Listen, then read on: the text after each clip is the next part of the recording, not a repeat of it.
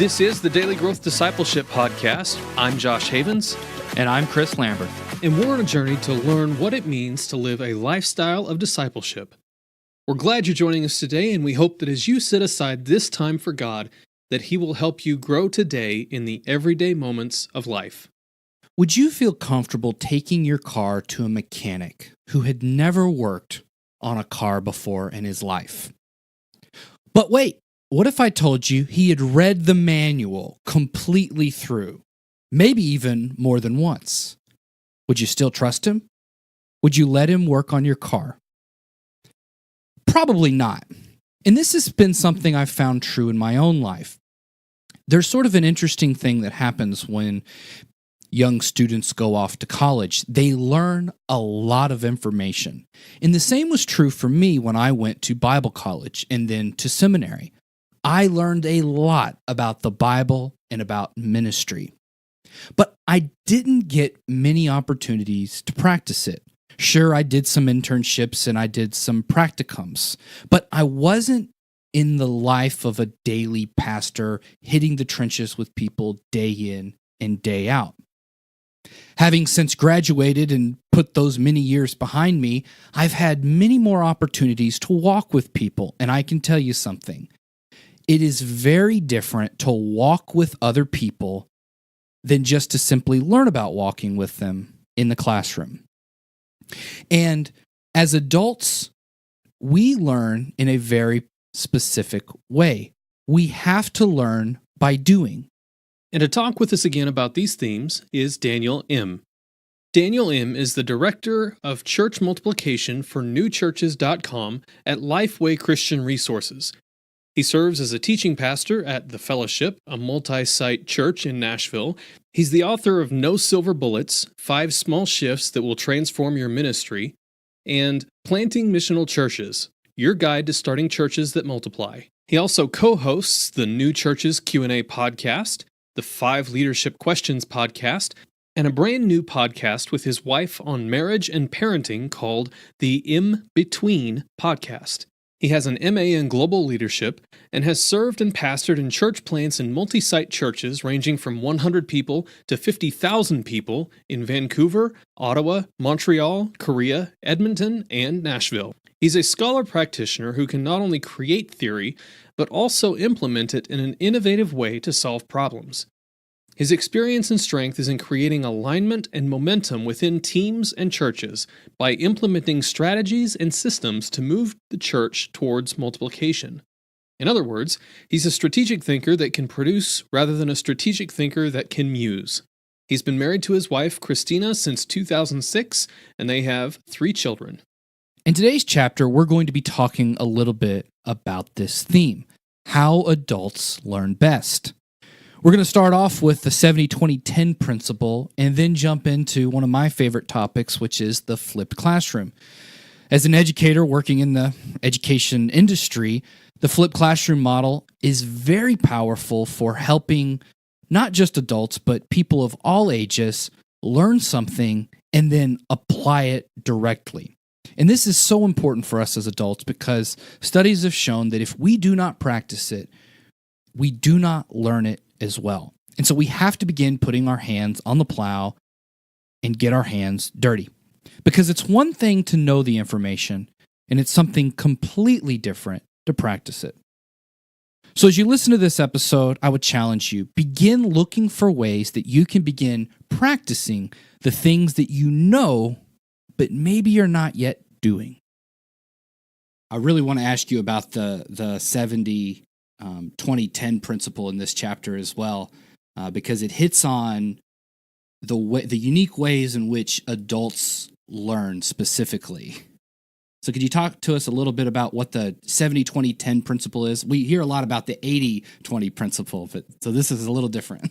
Yeah, so this is a adult education theory concept, originally from Dr. Alan Tuff, and basically the whole idea of the 70-20-10, it says that 70% of our learning comes by doing, right? So informal, on-the-job development, trial and error, growing in experience. So learning by doing is about 70%. 20% of our learning comes through interaction. So that's the idea of receiving informal feedback from others, or even more formal coaching and mentoring relationships. And so a lot of this learning is coming through relationships and through others.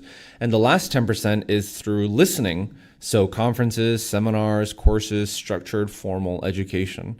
So the fascinating thing about the 70-20-10 principle is another thing. So I'm a part of the team at Lifeway Leadership, and we do a lot of consulting and coaching with church leaders to better develop leaders in their church. And one of the principles we have here is the idea that transformation is the intersection point of knowledge, experience, and coaching. Right? So two very different paradigms. They're two different paradigms, but they overlap really well. Right? So think about driving, right? Driving your car or learning how to drive your car. You need to, before you got your permit, you had to study, right? You needed the knowledge, right? So you needed to learn by listening or learn by reading, the formal class, driver's ed or whatnot. Like, you had to do that. You're not just born a natural driver. And even if you are, you still need to know the rules of the road, right? So it's that 10%, it's that knowledge. Well, I mean, honestly, after that, you have to actually do the experience, right? So knowledge, and then you also have to drive. But you don't just drive, right? Learn by doing. You don't just drive by yourself. You need to drive with someone else. You need coaching. You need interaction, because you don't know what you don't know, right? And when you're on the road, I don't know if you guys remember the first time you were driving, it was like I knew everything about driving, right? I was like, oh, yeah. I knew everything, being a backseat driver, but then when I actually stepped in the driver's seat, I knew nothing. And it was that idea of knowledge, experience, and coaching. So when it comes to the 70-20-10 principle in your discipleship relationships, are the people you disciple, are they being discipled by you 100% just talking? Or is it maybe 70% they're listening, 20% you're interacting with one another, and 10% they're doing, which a lot of times that's what it is. Well, that's not how adults learn. So it's just a fascinating concept to say, okay, in light of that, man, once again, we disciple the way that we've been discipled. And most of us were not discipled via adult education principles. We were which is andragogy, which is the technical term. We were discipled through pedagogy, right? The principle of child education, where the child is a blank slate and we need to impart our knowledge upon them. But that's not how adults learn. And that's not how we are engaged. You talk about a little bit later in the book too, another model that has really been popular, for adult learning especially, which is the flipped classroom. And we're huge fans of the flipped classroom. And you say we're not trying to turn discipleship into just sort of like digitized materials. Here, go online, read this and do that. Could you talk about how then the flipped classroom model, maybe we need to define what that is, how that fits into this model of the 70-20-10 principle? Yeah, I mean, the flipped classroom model is, we could spend a lot of time talking about what it is and how effective it is and how it's been going and all that, and how it's transforming modern day education. We don't have to. But the neat thing about the flipped classroom, just super quickly, is you literally flip the classroom, right? So instead of lecture being in the classroom and homework being done at home, lecture is at home, homework is in the classroom. And the beauty of all that is it goes to the 70-20-10 principle, in that you're able to interact more. You learn more by doing class projects, case studies, interacting with other people about the material, rather than just sitting back and listening. So the cool thing about the flipped classroom model, especially in your church context, and this is what we do at my church when it comes to leadership development, churches that I've helped when it comes to leadership development, and at my church when it comes to discipleship in our small groups, we flip the classroom, where if we're doing a video-based, Bible study or small group material, instead of watching it together as a group, they'll actually watch it at home. Right? They'll watch it themselves. And then when we get together, instead of spending 15 to 30 minutes in front of a TV, we'll actually just eat and we interact and we get straight into the material, and we can have more time for that and for prayer. And even if it's, let's say you're not using a video and you're doing more of a teaching approach, well, even then, is everyone sitting around listening to you teach for 20 minutes, is that really effective in a small group environment? Right, with 10 to 12 people. Preaching is different, right? Honestly, when it comes to, and house church, if you're a house church, think about ways you can integrate 70-20-10. Because environmentally, right, and that's I don't want to get too ahead of myself because we do end up talking about spaces and social spaces and all that stuff. But the whole idea is if you are in a traditional church setting and you're 70 plus people, 100 plus people, and you're there is a place for learning by listening through inspiration, through the preaching and the exhortation of the word, and there is a place for that, right? It's not the 70-20-0. Right? We still need to learn, right? There still needs to be the knowledge piece. There still needs to be learning by listening. But I don't think every other venue in the church, small group, development, training, I don't think all of that should be the listing. Those are the environments where there needs to be more interaction and more doing. Yeah, you're just pointing out that we've got a disparity on where our emphasis has been. Completely. Where sort of all of the discipleship has just been put on the Sunday morning sermon by the pastor, and we've forgotten the rest of it. Yeah. And it does. It kind of seems like it builds a nice stairway, from like preaching, if that's going to be your 10%, maybe your small group discussions then becomes your 20. It is that time to sort of walk out with another group of believers, and hopefully you've got somebody who's a little bit more mature at the helm. And then there's got to be that 70% of you're really walking with one or two, a few other close friends, and you're in the thick of it. That's your day in and day out, trying to figure out what it looks like to walk a discipleship lifestyle in the 21st century. Yes. Yeah, completely. So I think that's really helpful. So show us, or you alluded to it a little bit. So what does your small groups look like if you're doing sort of the video presentation? Josh and I had started planting a house church, and so we were trying to do some of this stuff. But I think what you're pointing out is something that we missed a little bit along the way. So I'm really curious to see what your time together actually looks like. Yeah, so it's basically, everyone's learning, and if you're reading a book or if you're doing a study or watching, all of that is done outside, because then people can do it at their own pace on the go. And so many people have these dead spaces throughout the day, commute, this or that, and that everyone can listen and learn, and there's all that, right? So all of that is done outside. But the key is there needs to be some level of accountability, some level of check to make sure that they do it. Right. And once again, the point isn't getting through the lecture. The point is, do you understand the point of the lecture and of the point? Right. So part of it is, it's okay. Instead of, let's say there's a study before they come to the group, why don't you post on your group's Facebook page, or why don't you come ready to talk about the one takeaway, or maybe not that. Maybe one of the things you start off with is what was the one thing that stuck out to you about the movie? Right. And then you're not playing the classroom teacher and saying, did you watch the movie? Did you watch the clip? Did you watch? Oh, you didn't? How, shame on you. And, you make fun of them. But rather it's a different way to get at comprehension. And if someone didn't watch it, they're quickly going to be like, oh, yikes, I couldn't, they're going to feel it themselves. Right. They're going to feel that. So, have some level of accountability to make sure that people watch it, or that people get it. Right, that people get it. Well, once you do that and they get together, practically speaking, our life groups basically, we rotate homes, and that's because it's a lot to host, and a lot of people tend to have the gift of hospitality. Not everyone, but more people than I find there are probably more people who have the gift of hospitality than the gift of teaching. And most people are willing to open up their homes and all that stuff, but they won't teach, right? So we rotate homes and we eat together 30, 40 minutes. And then after that, we then discuss for another 30, 40. And then we pray for the remainder of the time. Sometimes, give and take here and there. So that's, that's pretty much what our small group looks like right now. That's cool. We actually, at church I was a associate youth pastor at, in the small groups that we had, we actually made it a rule that the one teaching could not be the host.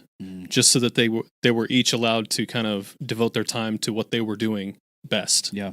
We had a similar rule when in our youth cell groups as well. So yeah, it is cool. And I love that point about not shaming, because that's the difficult part. How do you hold somebody accountable without putting that pressure on them and then making them feel like they're right back in, third grade classroom, feeling like, you didn't do your seat work or something like that.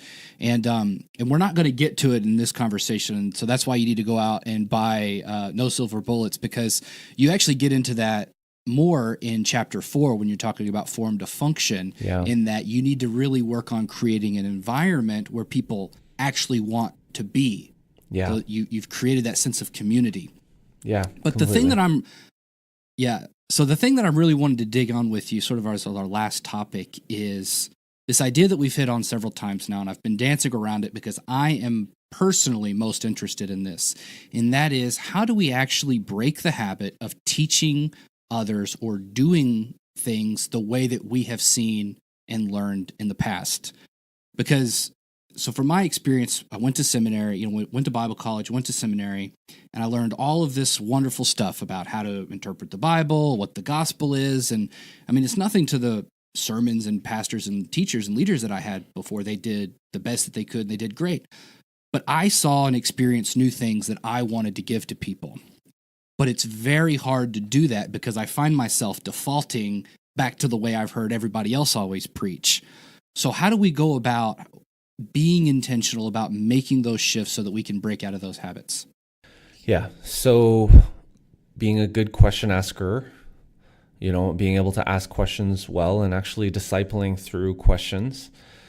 That's what Jesus did, right? I mean, he was a great question asker, a parable storyteller, so, I mean, there's that aspect of it, of even to the point of, hey, I can ask a question, and this goes back to the principles of coaching. I can ask a question that'll, and they will try, I will help the person I'm discipling get to the answer. It might take longer than me just telling them the answer in 2 minutes and me teaching them, but it's going to be more memorable and it's going to be more contextual because I ask the questions and they're the one that's processing through the material, right? So being patient, I mean, it says in the scriptures, be quick to listen, slow to speak, slow to become angry, and abounding in love, right? So being quick to listen and slow to speak and a really good question asker is going to be great when it comes to discipleship. The other way you break it is by really reflecting and asking yourself questions and not assuming, right? I mean, we so often get stuck in nostalgia, right? And nostalgia when it comes to leadership as well. And nostalgia is, you erase the negatives, you erase the blemishes, and you underemphasize them and you overemphasize the good. So when it comes to all of that, it's okay, if that's the case and if that's what we often do, well, let's start asking ourselves the questions and really uncover why we do what we do, which is why I have so many questions and assessments and reflections, time for reflections through, not just at the end of the chapter, but in and then through the chapter. Cause I'm like, hey, I could write 10 pages to give you this concept, but you taking 10 minutes to answer these questions yourself is going to get you there faster. So having that approach, I love what Sun Tzu said. He's the author of The Art of War, and this is a paraphrase, but he basically said, if you know your enemy, you're going to win half the time, but if you know yourself, you win the other half. And how often do we spend our lives learning about the others, learning about the enemy, not the enemy really per se, but the church down the road that's successful, or that from that book for this book. And we need to learn from sources outside of ourselves, but we can't neglect who God has created us to be, because there's as much learning in that than as there is looking outside. Mm-hmm. Yeah, and as you're talking, sort of, I'm trying to process that. And when you talk about coaching and knowing yourself, it seems like a big part of that is also just being confident in who you are, who God has created you to be, and really dealing with the fear, because you tend to want to be the sage when you have something to prove, when you think it's about you. So you're going to default back to the things that you have previously heard, people that you respected and looked up to, rather than shifting it and saying, it's not about me, but it's about the people I'm trying to serve. How can I best lead them so that they can learn? Yeah, precisely. So, I love that. Well, Daniel, we didn't get to all of the micro shifts, but that's okay, because I think this has been a really good walkthrough of some of the first three, and people need to go out and check out your book, No Silver Bullets. Where can people go to find more about you and your book? Yeah, so I'm on the social media platforms, on all of them. The easiest way to find me is just go to danielim.com. My last name is 2 letters, IM. So just danielim.com and you'll see links to everywhere. But if you want to go straight on social media, it's Daniel Sangi. So Sangi is my Korean name, Sangi. So that's my handle on Instagram, Twitter, Facebook, and such. And I'd love to get connected. Awesome. And we will have links to everything in the show notes as always, so you guys can be sure to go there and check them out. Perfect. Daniel, thanks for being on the podcast, and thanks for being willing to share this with us. Awesome. Thanks, guys. Thanks for listening to the Daily Growth Discipleship Podcast. If you want to stay up to date with everything that's happening at Daily Growth, go to dailygrowthdiscipleship.com and subscribe for free. Or subscribe on Apple Podcasts, Google Podcasts, and Spotify.